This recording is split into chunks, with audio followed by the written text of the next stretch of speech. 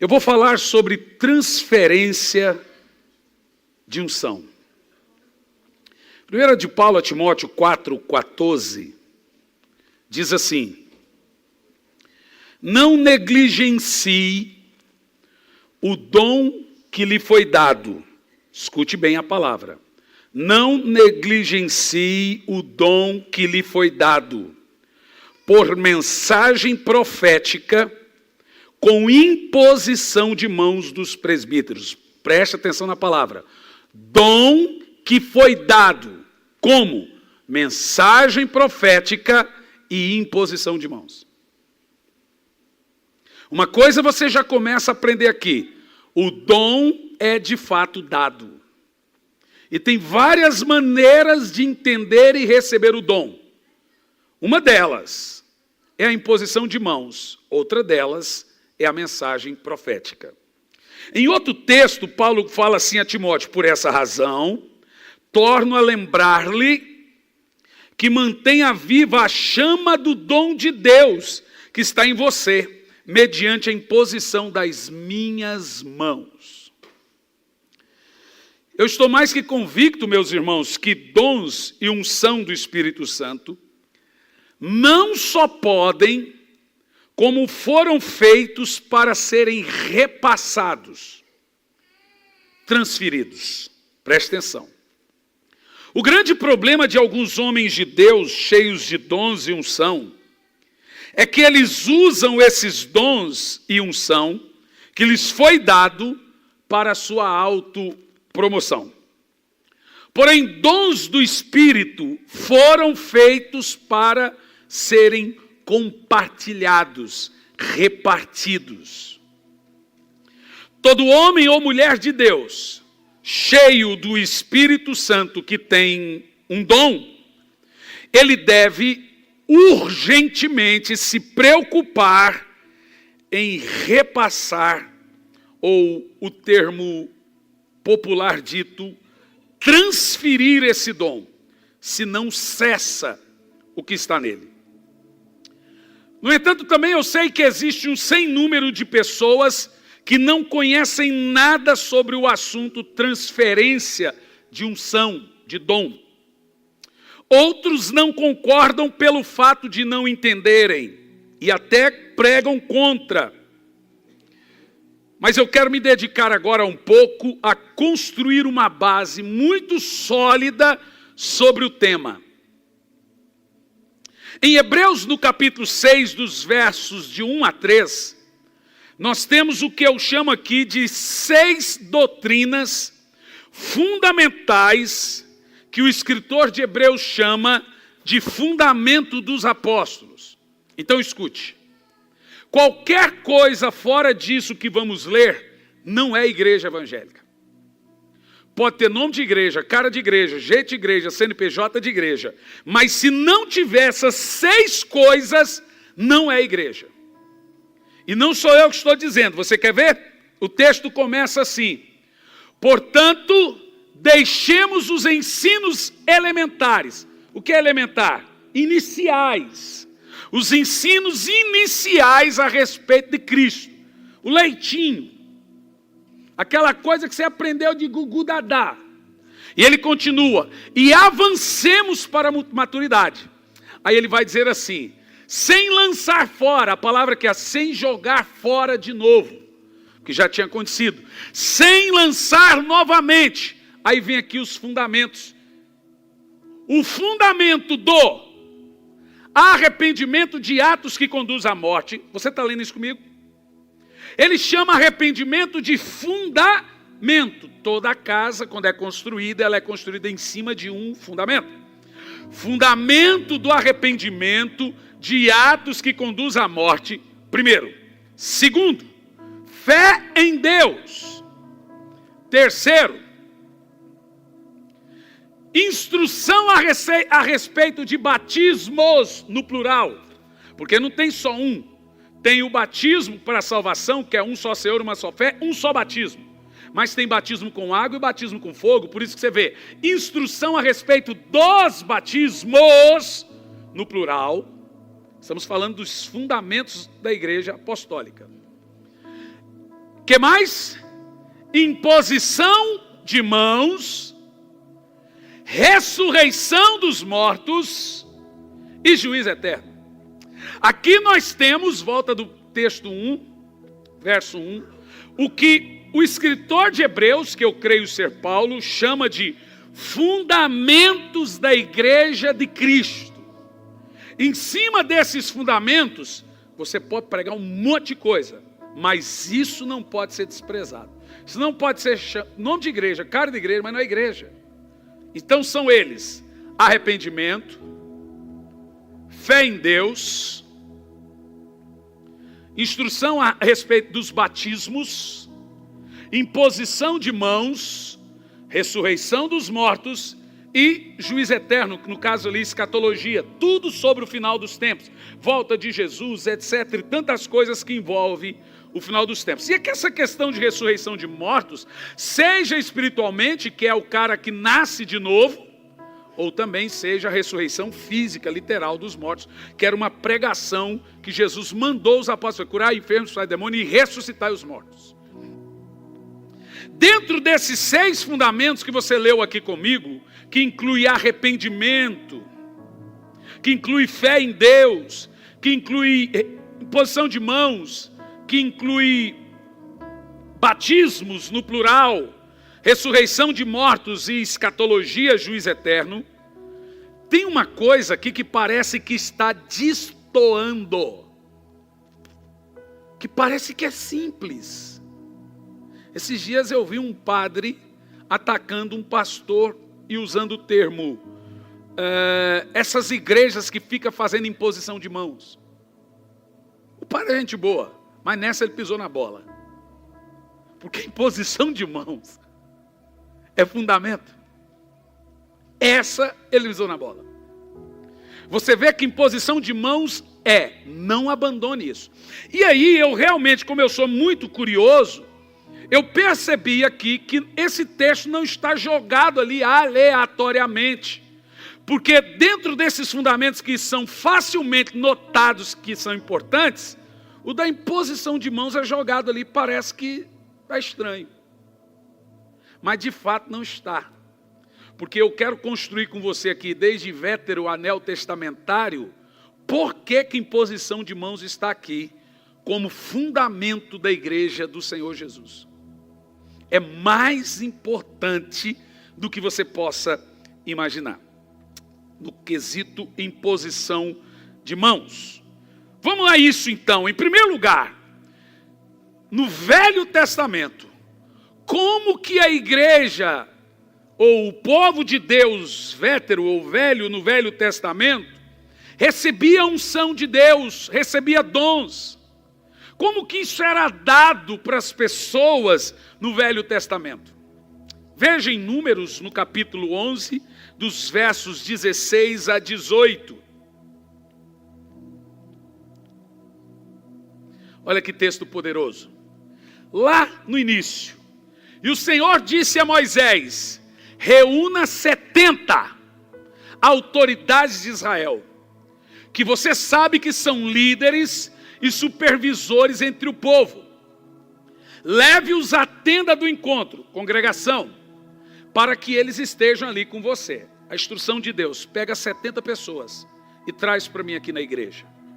Continua. Eu descerei e falarei com você. Deus falando para Moisés. Agora olha isso. E tirarei do espírito que está sobre você e colocarei sobre eles. Uau! Para qual motivo? E eles o ajudarão na árdua responsabilidade de conduzir o povo. Veja, Moisés era capaz, ninguém mais. E Deus falou: eu quero fazer 70 pessoas com a sua capacidade. O que Deus falou? Vou tirar do espírito. Então você tem 3 palavras para espírito na Bíblia: zoe, bio e psique.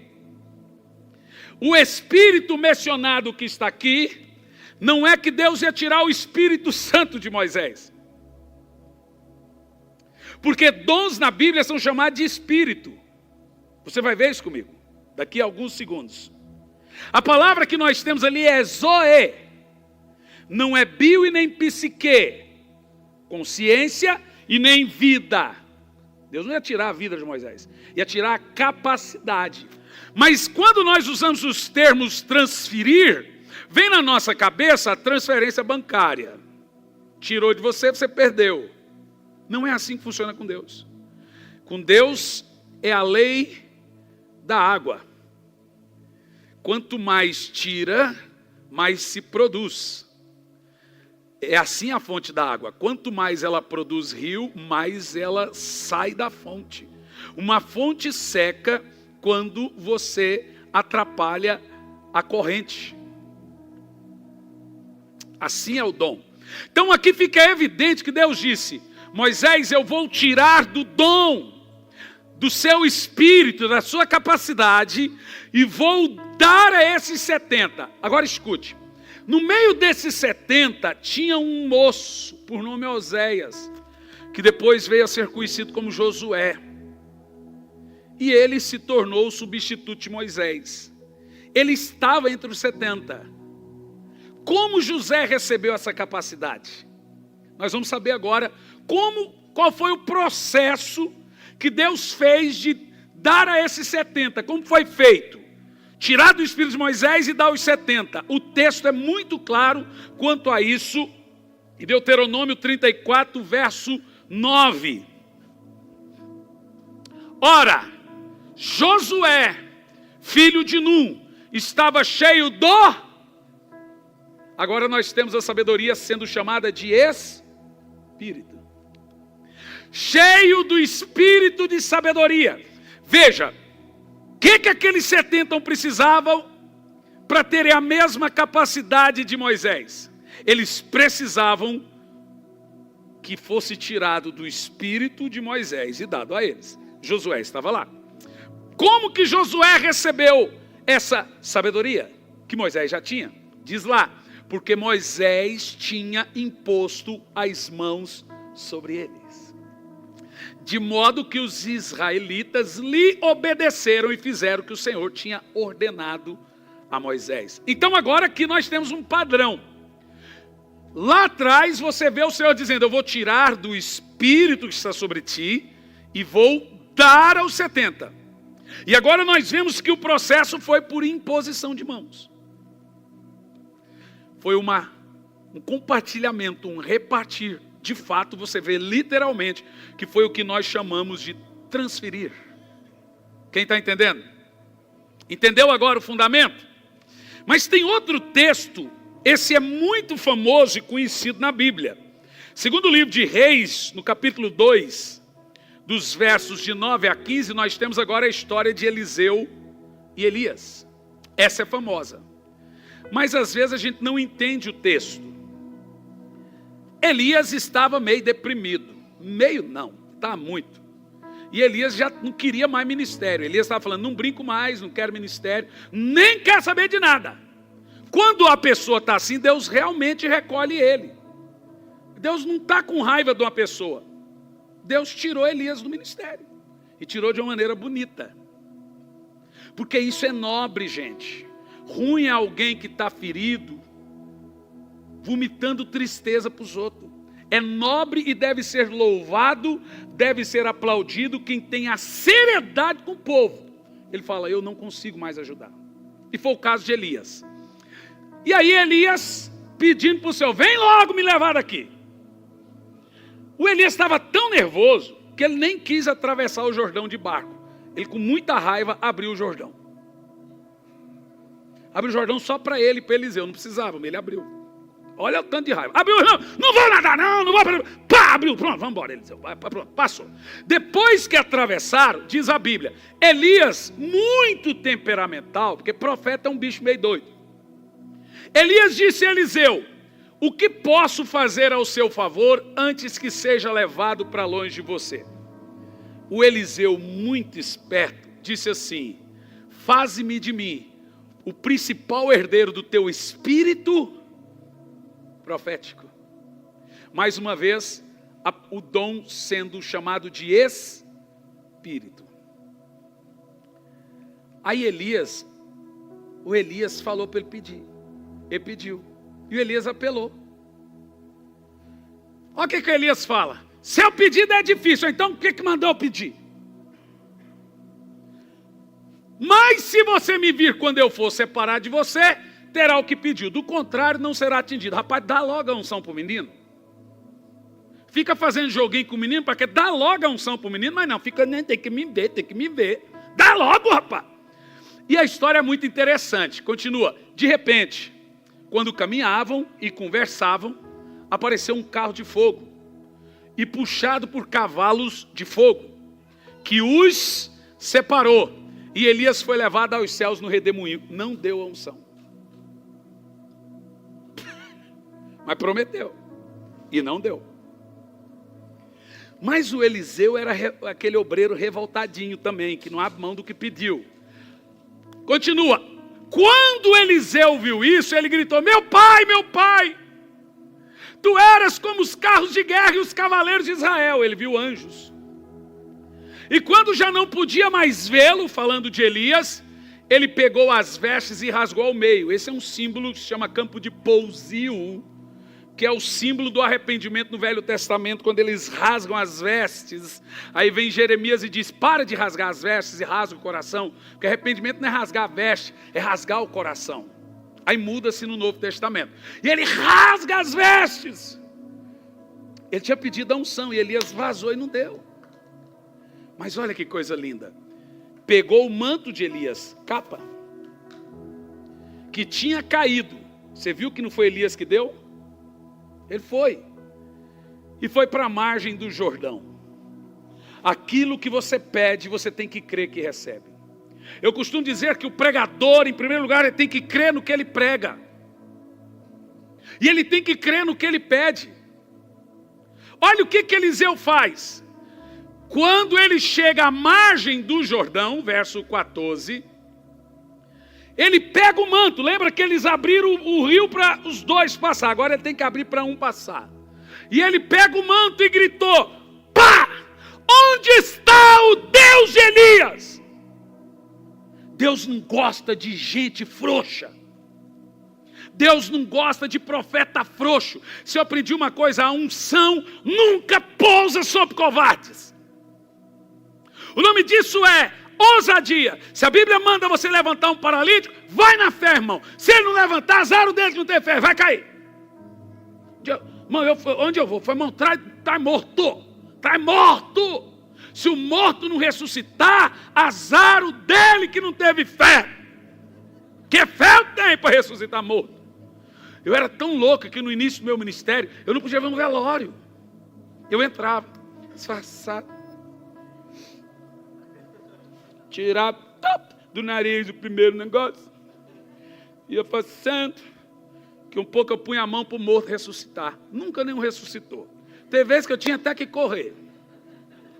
Mas fé eu tinha, cara. Ué, que Bíblia que eu leio? Eu sou o quê? Se cristianismo não é sobrenatural, ele é artificial. Nós não somos uma sociedade secreta. Nós somos uma sociedade sobrenatural. E o que Eliseu fez? Cadê o Deus que usava Elias? E aí diz a Bíblia que as águas abriram. E ele passou. Agora olha o resto do texto. Quando os discípulos dos profetas, vindos de Jericó, viram isso, disseram, leia em voz alta, todo mundo: o espírito profético de Elias repousa sobre Eliseu. E foram ao encontro e se prostraram diante dele e disseram, continua: olha, nós, teus servos, temos 50 homens fortes, deixai-os sair à procura do teu mestre. Talvez o Espírito do Senhor tenha levado e deixado em algum monte, que é o caso de Moisés, lembra, eles sabiam da história, ou algum vale. Respondeu Eliseu: não mandem ninguém. Ele viu que Elias zarpou. Sabe esse texto de Elias e Eliseu, que não temos aí um texto isolado, já é 3 textos, a exegese hermenêutica sugere que você nunca pode fazer doutrina de um texto fora de contexto, é pretexto, mas se você tiver no mínimo 2 a 3 textos que confirmam, aí você tem uma base. Já li 3. De fato, nós temos aqui 3 textos que confirmam que o espírito profético de uma pessoa pode ser repartido com outras pessoas, em termos transferidos. Eu sei que quando nós falamos de transferência de unção, o que assusta é a palavra transferência. Talvez a palavra que não assustasse tanto seria compartilhamento. O transferir unção mais se parece com o ato do Facebook do que com o ato da conta. Quando você compartilha algo do seu Face, fica no seu e de um monte de gente. A conta realmente, se você transferir, já era. Mas biblicamente falando, nós temos um padrão na Bíblia do Velho e do Novo Testamento de como Deus repartia uma unção específica que estava em alguém para outros. Ah, mas eu preciso de Deus, eu não preciso de alguém. Bom, olhando por esse lado, por que Deus então mandou o povo vir? Por que Ele não deu logo o mesmo Espírito de Moisés para os 70? Por que Ele não deu diretamente para Eliseu? Mas eu posso receber direto de Deus? Pode, claro que pode. Os apóstolos se reuniram no mesmo lugar até que do alto veio o poder de Deus. Eu não estou dizendo que a única maneira de você receber dons proféticos, manifestação, unção. Eu estou dizendo que essa é uma maneira bíblica, que também é bíblica e muito coesa. Você quer ver? Vamos no Novo Testamento, por favor. 1 de Paulo a Timóteo 5:22, esse texto que nós vamos ler é o texto que aqueles que não creem em compartilhamento ou impartição, que é a palavra impartir ou impartir, da onde vem a palavra impor mãos, impartir dons. E eles usam esse texto aqui, ó. Não precipite em pôr as mãos sobre ninguém, e não participe dos pecados dos outros, conserve-se puro. Aí eles leem isso. Presta atenção. O texto aqui está falando de ordenação ministerial. Não precipite em consagrar alguém para o ministério.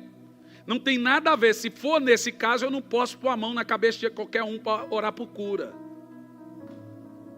Ou para abençoar qualquer coisa. Não tem nada a ver uma coisa com a outra. Um outro texto que eles usam, o dom que está em ti permaneça contigo. Tá, e daí? Mudou o quê? Quando Deus tira de mim e reparte, eu não perco o que Ele me deu. É a fonte. A fonte só seca quando você tapa ela.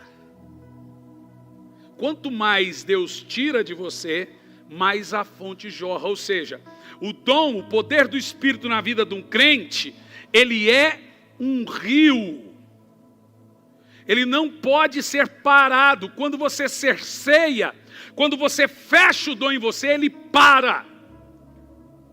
Quanto mais você libera, mais você terá. Você quer ver mais um texto? Atos 13, do 1 ao 3.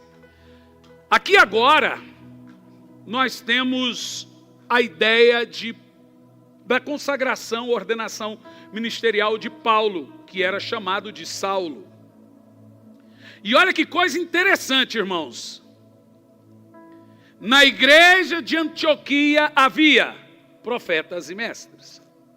Basicamente, uma igreja saudável tem que ter 5 ministérios: apóstolos, profetas, evangelistas, pastores e mestres. Isso é igreja. Entendeu? Na de Antioquia tinha profetas e mestres. Quem eram eles? Barnabé, Simeão, chamado Níger, Lúcio de Cirene, Manaém, que fora criado com Herodes, o tetrarca, e Saulo, que depois veio a se chamar Paulo. Bom, o que essa turma estava fazendo? Eles estavam num período que a Bíblia chama de probatório. É um período precedente para serem consagrados ao ministério. Funciona assim esse período. Você olha para uma pessoa, vê que ela tem um ministério, vê que ela tem uma determinada maturidade, e você fala, olha, provavelmente você vai ser alguma coisa no ministério. E você então põe ele no probatório. Não significa que ele vai ser pastor, vai fazer. Significa que ele está na berlinda para ser tentado. E eu vou te dizer uma coisa. de cada 10 pessoas que eu pus em probatório, 2 foram consagrados. Porque é o momento de maior tentação para a pessoa, para ela ser aprovada. Ela tem que demonstrar que ela passa por tudo que é tipo de teste. Então você quer ver se uma pessoa é capaz do ministério? Fala, olha, eu vou te consagrar pastor. Aí vamos ver se ele está pronto ou não. Mas só vai quando? Não é da sua conta. Esse povo estava orando. Lembra você que todos eles estavam separados para o ministério. Mas não foram todos que foram consagrados. Continua o texto. Enquanto adoravam e oravam e jejuavam, isso é probatório. É um período que você se consagra para uma futura consagração. O Espírito Santo disse, separa-me Barnabé e Paulo para a obra que eu tenho chamado. Quantos estavam no probatório? Um monte. Quantos Deus mandou separar? 2. E os outros? Aí eu já não sei. Se ficaram no mimimi, se saíram da igreja, se desviaram, não sei. Mas fato que daquela turma, Deus escolheu 2. Mas todos estavam orando e jejuando. E como que foi feito esse derramar do Espírito e a capacitação na vida deles? Continua. Assim, depois de jejuar e orar, impuseram as mãos e os enviaram. Nós estamos falando do fundamento imposição de mãos para poder, que está em Hebreus. Então você vai ver que quando você lê ali, imposição de mãos, a coisa é muito mais poderosa do que só ler. Que coisa tremenda. Você quer ver? Falamos da imposição de mãos para impartir ou transferir um dom, uma unção. Agora você também tem imposição de mãos para transferir ou liberar curas, bênçãos ou milagres. Em Mateus 19, do 13 ao 15, Jesus manda trazer as crianças até ele, e diz a Bíblia, depois trouxeram as crianças a Jesus, para que lhes impusesse as mãos e orasse por elas. Em um outro texto, Marcos 10 e 16, dando continuidade, e tomando-os em teus braços, impôs as mãos sobre eles e os... Não, Marcos, eu já estou em Marcos 10, 16.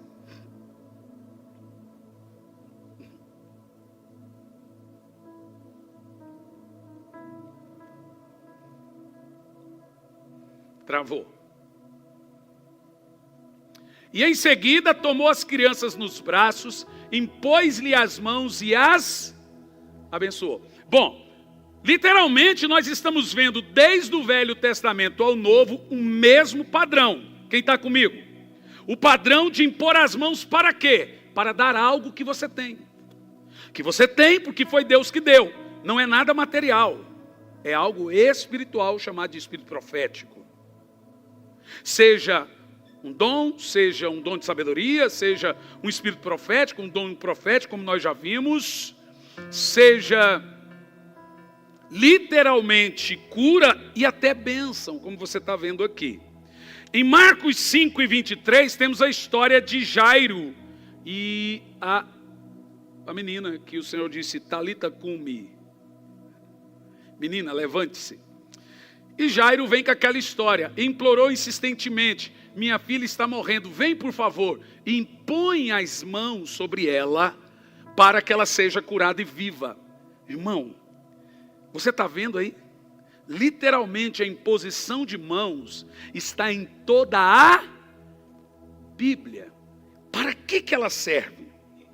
Marcos 16 e 18, mais uma vez, Jesus está pregando o fundamento da imposição de mãos que vem desde o Velho Testamento. Pegarão em serpentes, e se beberem algum veneno mortal não lhe fará mal algum. Imporão as mãos sobre os doentes, e eles ficarão curados. Olhe para sua mão. Olhe e diga, há poder, muito poder nas minhas mãos. Cuidado com quem põe a mão na sua cabeça. Pastor, quando o senhor vai num lugar e alguém libera uma palavra, profeta, como o senhor sabe que é o profeta ou não? Eu falei, não sei. Mas se aquela pessoa põe a mão na sua cabeça, como é que o senhor faz? Eu tenho uma tática. Eu não gosto de julgar, então eu não sei. Se é de Deus eu rejeito ou blasfemo. Então eu fico caladinho. Mas eu tenho uns testes psicológicos. Eu falo dentro de mim, Senhor, se é o Senhor, me dá uma coça. Fala o que eu estou errando. Porque profeta que só bajula, irmão, só fala coisa boa. Eu nunca vi esse tipo de profecia na Bíblia. Quem falou coisa boa foi a pitonisa para Paulo. E Paulo falou, é o diabo. Então eu vou te ensinar um segredo. Como que você evita que quem você não conhece não coloque a mão na sua cabeça, ou coloque a mão na sua cabeça, sem que você constranja a pessoa e não comete o pecado do julgamento de foro íntimo? Porque vai que é de Deus e você... Mas pastor, e discernimento? Irmão, discernimento é uma coisa difícil, porque normalmente ele é comprometido com o seu dia. Então você está num dia ruim, mais nervoso, ou emotivo, o discernimento afeta-se na hora. Então nem sempre o seu discernimento está as anteninhas de vinil.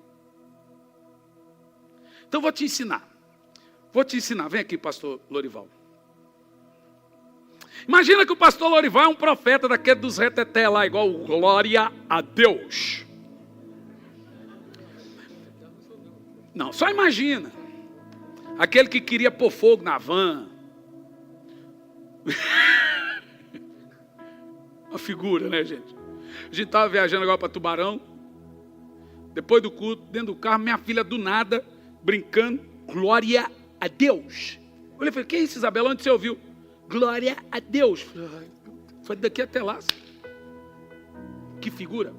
Mas imagina que o pastor Lorival pôs na cabeça dele que ele é um profeta, que ele tem um assim diz o Senhor, que ele é cheio de profecia e etc, etc, etc. E nesse dia o meu discernimento está comprometido. Minha mulher me bateu.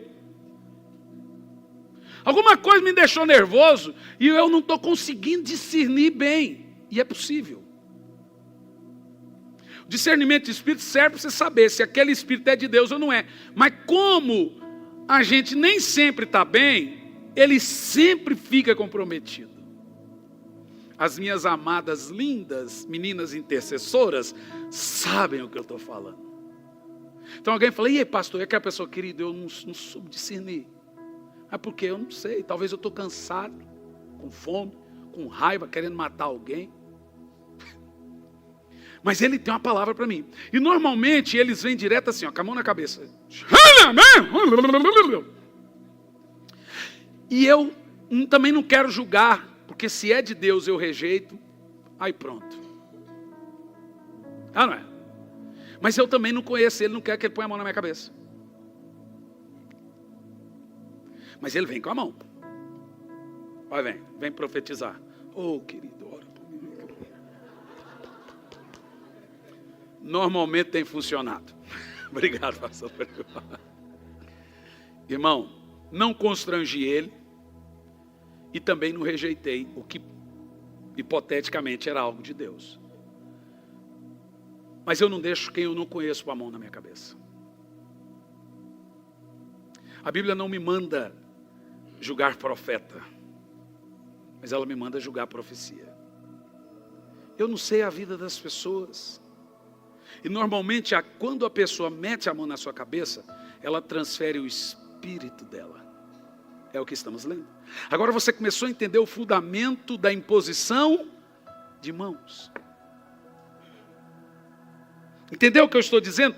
Irmão, imagine que você está aí sentado, esperando eu preparar a comida. E eu prego. E o que eu prego é a comida que você vai comer. Por isso vem a parábola da morte na panela. Não adianta você ficar perambulando por aí, ouvindo tudo que é coisa no YouTube, e você não tem discernimento para discernir se é de Deus, depois vem que pastor, minha vida vai mais. Irmão, tu está comendo lixo. E tem morte na panela. Nós temos que ter discernimento para saber o que comemos. Por isso que aconselha-se conhecer a vida de quem ministra na sua vida. Isso é sério, não é brincadeira. Quem entende o que eu estou falando? Quem entende o que eu estou falando? Isso é tão poderoso, que esse é o fundamento que nós entendemos na Bíblia. E esse fundamento ele é feito para repartir ou impartir. Eu gosto mais da palavra impartição de dons do que transferência de unção. Eu uso o termo transferência porque se eu falar impartição, muita gente não vai entender. Então transferência é bem popular. Então existem 3 maneiras de você receber unção no Novo Testamento. Anota aí. Quem quer unção? Parênteses. O que é unção, pastor? Vou te dizer. Unção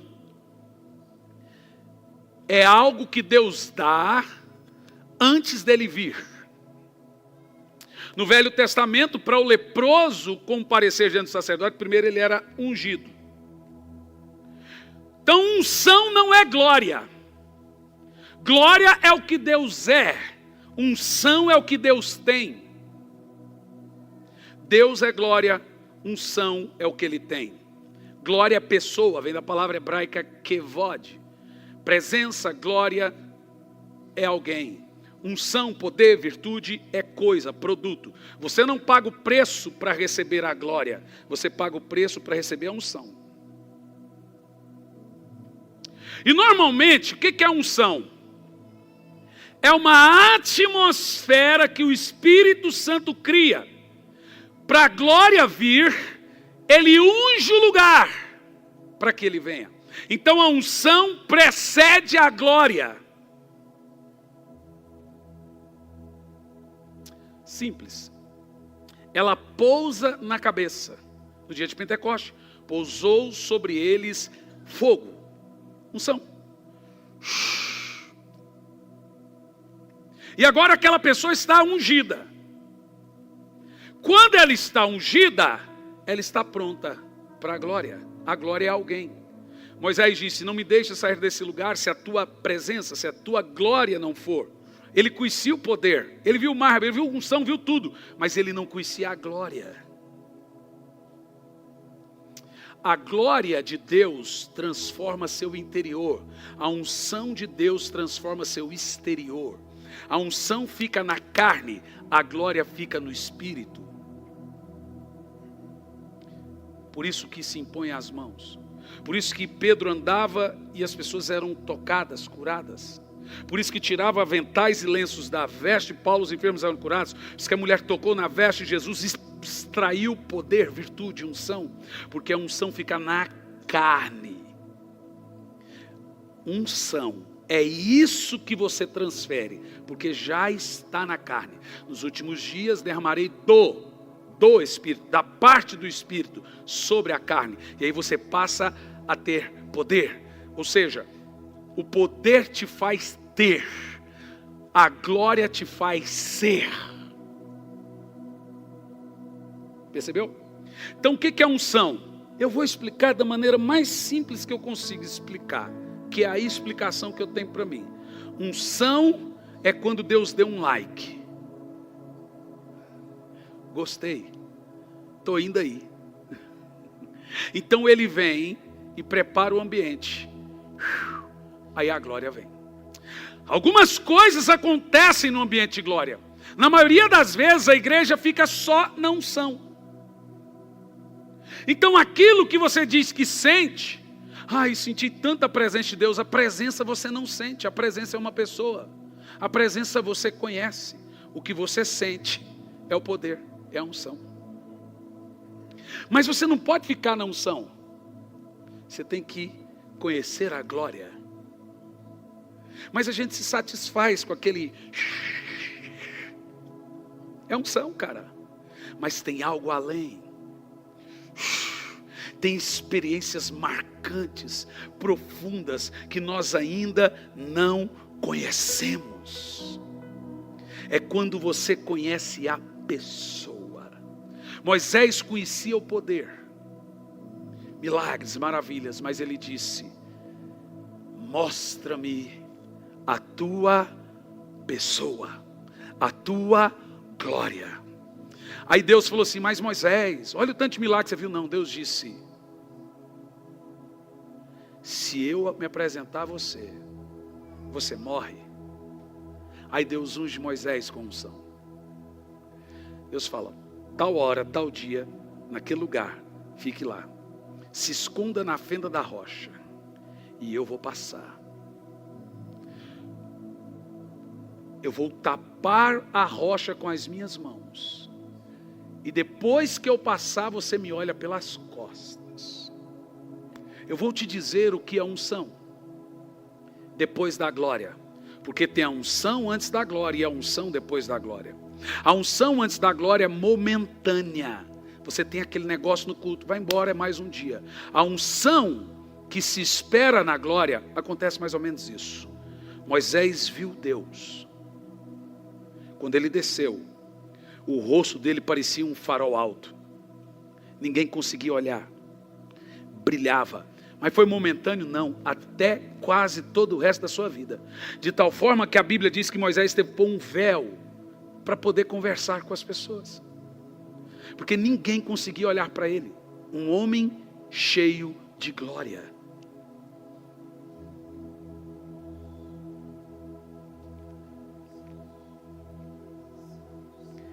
A terra ainda está para ver o que Deus vai fazer através de homens. Charles Finney era um homem tão cheio de glória, porque a unção antes da glória, ela passa. A unção depois da glória muda cidades e ambientes. A unção é aquilo que você sente quando te dá vontade de chorar, quando você começa a arrepiar, aquele momento que calmo num culto. Isso é chamado de unção. Mas muitas vezes nós paramos nisso. E essa unção, maravilha, isso é gostoso. Mas você vai para casa, continua. Agora depois, a unção que se espera na glória é chocante. Charles Finney, montava num cavalo. Esse homem era muito cheio da glória. Intimidade com unção é uma coisa, intimidade com a glória é outra coisa. Aqueles que dobram os joelhos para orar são os que recebem visitas de anjos.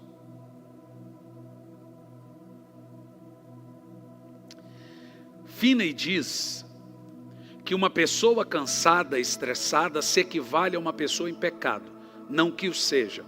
O que Finney está dizendo com isso?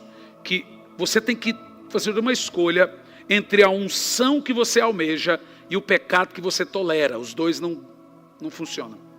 Então, como o paralelo que Finney fala sobre cansaço e pecado? O pecado não deixa a unção permanecer. Você pode até sentir a unção, chorar, mas ela não fica, não cola. O cansaço também é assim. Por que quando você lê na Bíblia, duas coisas Jesus mais fazia? Pregava e dormia. Gente, Jesus dormia demais. Toda hora você lê na Bíblia, Jesus dormindo, Jesus repousava. Por quê? Porque o físico, ele não absorve a glória se ele não estiver descansado. Então Finney dizia: quando eu estou cansado e estressado e vou pregar, equivale-se a um homem em pecado, porque a glória não vem. E ele dizia mais: quando eu estou sem orar, equivale-se a um homem caído. Não que o seja, é porque não vem do mesmo jeito. Então Finney montava no cavalo. A história é tão poderosa que as pessoas lá na cidade, os crentes mais sensíveis, diziam assim: está mudando o ambiente. Você já percebeu? Eu sei chegar num lugar onde tem unção e sei quando não tem. Eu já cheguei em lugar e falo: Senhor, o que eu prego aqui? Deus diz: fala o que você quiser, não estou aqui mesmo. Mas tem lugar que eu chego, dá vontade de andar de quatro, assim, de tanta unção. Unção é quando o ambiente despesa. parece que ele cai, parece que o ambiente é tão leve que está caindo em você assim. Isso nós chamamos de unção. Eu sei ouvir um pregador com unção e sem unção. Eu sei ouvir um hino, um cantor com unção e outro sem unção. Unção é quando o ambiente não pesa, ele pesa zero, ele cai e ele fica leve. Isso é unção. Glória é pesado, como pecado também é pesado. Por isso que a Bíblia usa o termo peso da glória. Só que o peso da glória não é o peso do pecado. Unção deixa o ambiente leve, ele limpa o ambiente para a glória. Quando a glória vem, a Bíblia diz que lá em Salomão eles não podiam ficar de pé. Porque ela pesa, cara. Ela vem e faz assim, ó, puff. Isso é glória. Eu sei que você está sentindo unção aqui agora. Porque eu estou. Isso que você está sentindo agora é o que a Bíblia chama de preparar o caminho para a glória. Isso é unção. Essa vontade de chorar, essa vontade de orar, essa vontade de orar em línguas. Isso é unção. Você já entrou no seu quarto de oração que você se arrepia, mas não é de medo. É algo assim, meu Deus, tem algo aqui. Isso é unção. Mas essa unção, ela é gostosa, ela é boa, tremenda. Significa que Deus deu um like. Estou gostando. Mas você pode ir para casa, ela passa. Essa é a unção antes da glória. Agora a unção depois da glória é o que aconteceu com Moisés, com Jacó, Finney. E eles diziam assim, o ambiente está diferente. Os crentes mais sensíveis lá diziam assim, Finney está chegando. Finney chegou numa fábrica, tinha 500 funcionários. A hora que ele pisou lá dentro, todos caíram. Uns endemoniados, outros cheios de Deus. O cara era muito cheio de glória. Eu sou um perseguidor dessa glória. Não sou merecedor dela. Ninguém é. Mas um perseguidor sempre. Eu estou cheio de ficar lendo livros de avivamentos de quem fez. Quero eu viver algo. A Bíblia diz que Deus dá água para os sedentos. Para você beber, primeiro você tem que ter sede de beber. Você nunca vai ter glória sem ter um profundo desejo de conhecer ela. Glória é a pessoa quando vem. Glória é Ele. Unção é o produto dele. Antes dele vir, ele manda a unção e libera o ambiente. Quando ele vem, ele pesa o ambiente. E eu vou concluir para você aqui agora. Eu sinto muito mesmo, irmãos, aqui tremendamente a unção. Assim, está muito forte. Primeiro texto que eu quero ver com você aqui. Alguém fala, nossa pastor, você sabe grego, hebraico? Sei não, irmão, tem um aplicativo que ele fala tudo. E eu vou pôr aqui no meu mágico aplicativo para você ver o que é transferência de unção. Romanos, capítulo 1, no versículo 11, eu vou printar e vou mandar para o Juliano a palavra repartir, que aí ele põe na tela. Essa é a parte boa, quem está vindo na quarta.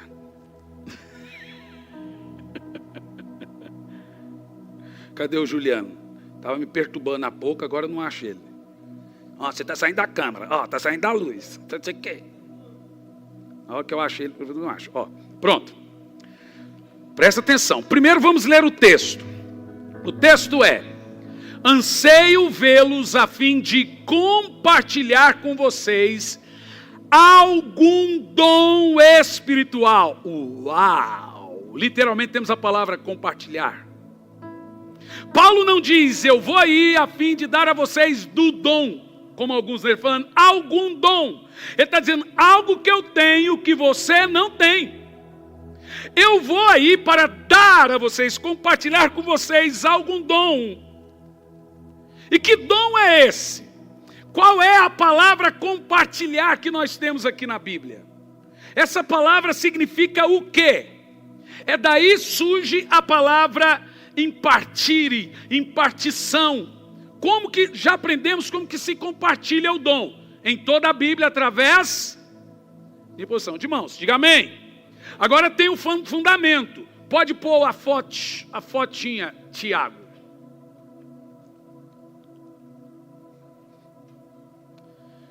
Ele não te deu? Dá o quê? 10 minutos? Aí terminou o culto. Mas a hora que você tiver ok, me avisa aí. Então vamos lá. A palavra transferir vem da palavra grega impartire. Latim, impartire, que significa compartilhar. Quando Paulo disse, anseio vê-los a fim de impartir, da onde vem a palavra impor as mãos? Impartir. Eu gosto muito da palavra impartição. Antes de pôr o nome desse culto, eu tive a vontade de falar, culto de impartição. A maioria não entendeu. Que é essa?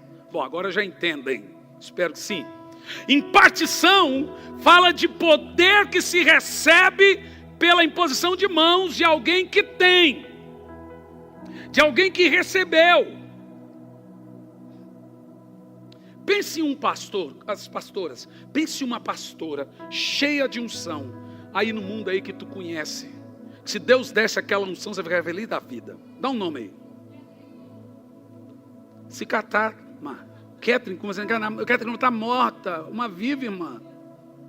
Catherine Kuma, está certo. Outro nome. Quem falou Joyce Meyer? Você é coach mesmo, meu filho. Outro nome.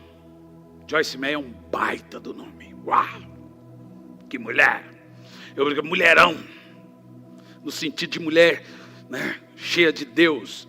Homens, vamos lá. Pastor Cliff. Você que estava parecendo Martin Luther King domingo. Um homem cheio de unção. Escute bem. A unção que você admira, você recebe. Olha lá a palavra. Porque muito desejo ver-vos, a fim de repartir. Você tem ali a palavra repartir. Está vendo a setinha? Agora vamos ver a palavra grega. Sabe, o Novo Testamento é grego. A palavra, aqui está o grego, tá? Você não vai conseguir ler.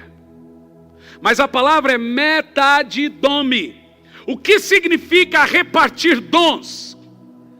Dar, compartilhar. Por isso que Paulo disse a Timóteo, não despreze o dom que lhe foi dado, por imposição de mãos. Como que nós tiramos essas coisas da Bíblia? Eu recebo direto de Deus. Maravilha, gasta seu tempo necessário lá, mas você também pode, uma unção que você admira, pode ser dado a você, por essa pessoa que tem, pela imposição de mãos de quem tem. Se você souber como eu persigo esse tipo de gente.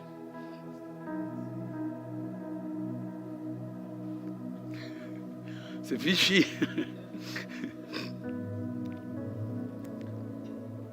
E eu concluo aqui, Romanos 15, do 17 ao 19. Paulo diz assim, portanto eu me glorio em Cristo Jesus, em meu serviço a Deus. Não me atrevo a falar nada, exceto daquilo que Cristo realizou por meu intermédio, em palavra e em ação, a fim de levar os gentios a obedecer a Deus. Olha o que Paulo fazia. Pelo poder de sinais e maravilhas, por meio do poder do Espírito Santo. Assim, desde Jerusalém e arredores até o Ilíbo, proclamei plenamente o Evangelho de Cristo. Paulo era pregador do Evangelho, e por ser pregador do Evangelho, ele diz, fiz isso pelo poder de sinais e maravilhas. E uma das coisas que Paulo não abria mão, era da impartição de poder. A unção que você admira, não importa se ele não está no Brasil, não importa onde ele está, a unção que você admira, você recebe. Lembra sobre João Batista? Jesus disse, ele é o Elias que havia de vir. Ele não é Elias, é a unção, o espírito profeta de Elias. E aí eu vou te dar a chave sobre o Pentecoste. É para vós, lá em Atos 2, para os vossos filhos e os filhos dos vossos filhos. Ele vai fazer tudo de novo. E eu vou concluir. Eu fui estudar a história do tempo dos avivamentos. E eu vi que na Bíblia e na história tem um padrão. Por exemplo, do Pentecoste teve 3 Pentecostes. A cada 3 anos veio um. Na história, a cada 100 anos tem um avivamento que vem no mundo. De Finney a Spurgeon, de Spurgeon, de outro a outro a outro, de 100 em 100 anos vem um avivamento. Cara, isso é muito louco. Certinho. A cada 100 anos Deus derrama um grande avivamento. E é para ele durar 100 anos. No final dos 100 anos, quando vai apagando, vem apostasia, pecado e etc. Eu estava andando no carro. E o Espírito Santo gritou dentro do meu crânio. Eu vou repetir. Eu falei, o quê? Eu vou fazer tudo de novo. Eu falei, o quê? Ele falou, vou te explicar. Esse ano completou 100 anos do último grande avivamento. Desse avivamento nasceu a Igreja Assembleia de Deus, Quadrangular, um monte de igreja, um monte de heresia também. Mas o mover, congregação cristã, o mover de línguas, oração, milagres, saiu dali, há 100 anos atrás. Numa rua chamada Azusa, uma igrejinha que comportava 150 pessoas, irmãos negros, e se esparramou pela terra, chamado mover pentecostal, que hoje é muito combatido porque vem muitas heresias, de fato. Agora escuta, com 22 anos de idade, um moço chamado William Graham dobrou o joelho, eu estive lá, aonde John Wesley orava 19 horas por dia. E ele ficou o dia inteiro orando. William orava e dizia, faz de novo, Senhor. Faz de novo, Senhor. Faz de novo, Senhor. Faz de novo, o dia inteiro. Ele tinha 22 anos, ele se chamava William Franklin Graham.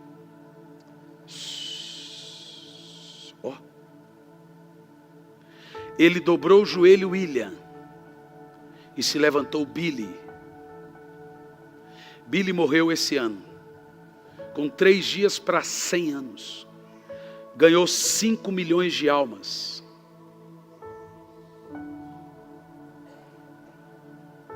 Foi nesse dia que o Espírito Santo me disse, completou-se 100 anos do último avivamento. E ele falou comigo, está aberta a temporada para o próximo avivamento. Essa é a geração que vai nascer novas Kathryn Kuhlman. Ele vai fazer tudo de novo. Novos John Wesley, novos Billy Grahams, novas Aimee Semple McPherson, novos John, novos Jonathan Edwards, novos David Brenners, novos Spurgeons, novos Paulo, porque ele vem desde Elias, a unção de Elias vem em João Batista, e João Batista no Pentecoste disse, vai repetir, e vai essa mesma unção que converte o coração dos pais aos filhos, até o retorno do Senhor. A unção, ela forma um ciclo, e ela começa de novo, ele vai fazer tudo de novo. E sabe como que essa glória vem? De maneira despretensiosa, nasce os grandes avivalistas, em cultos despretensiosos. Pode ser que aqui hoje Deus está levantando uma mulher cheia de glória e unção. Pode ser que aqui hoje Ele está levantando um grande avivalista como Billy Graham. Você não sabe. Sabe o que eu disse, Senhor? O que for fazer nessa geração, não faça sem mim. Você pode repetir isso?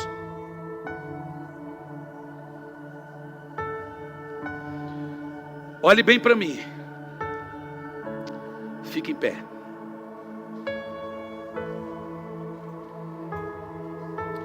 eu vou estender as minhas mãos. E essa vai ser a única oração que eu vou fazer hoje. Que Deus tire do meu espírito e libere. Não importa quem quer que seja, a unção que você admira, você recebe. Não importa onde estão, talvez nem te conhece, você vai receber agora.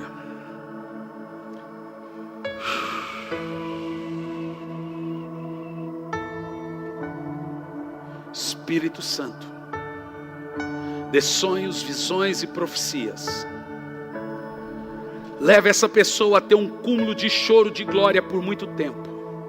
Visita na noite, visita em sonhos. Eu libero agora uma impartição de poder sobre a igreja. Não apenas sobre os que estão aqui, mas sobre os milhares que estão nos assistindo. Que aonde estiverem, veja o fogo pousar sobre a sua cabeça como no Pentecoste. Você vai ver o que vai acontecer na sua vida a partir de hoje. A partir de hoje você vai descobrir o seu chamado, ministério e dom. Porque eu libero a impartição de poder. Receba agora. Que aqueles que precisam de cura sejam curados. Os que não precisam, recebam o dom de curar. Receba poder e unção agora. Por 2 minutos, ore em línguas.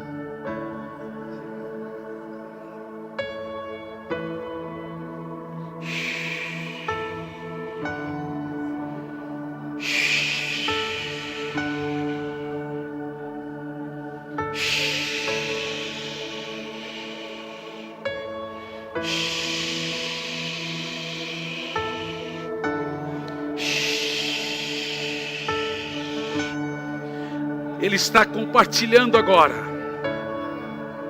A unção que você admira, você recebe. Você quer? Receba agora. Deus não te chamou para ser um risco, Ele te chamou para deixar uma marca. Receba do poder agora do alto. Obrigado, Espírito Santo, porque esse culto vai continuar na casa desse irmão. Alguns receberão a unção momentânea, outros receberão a unção que permanece com a glória.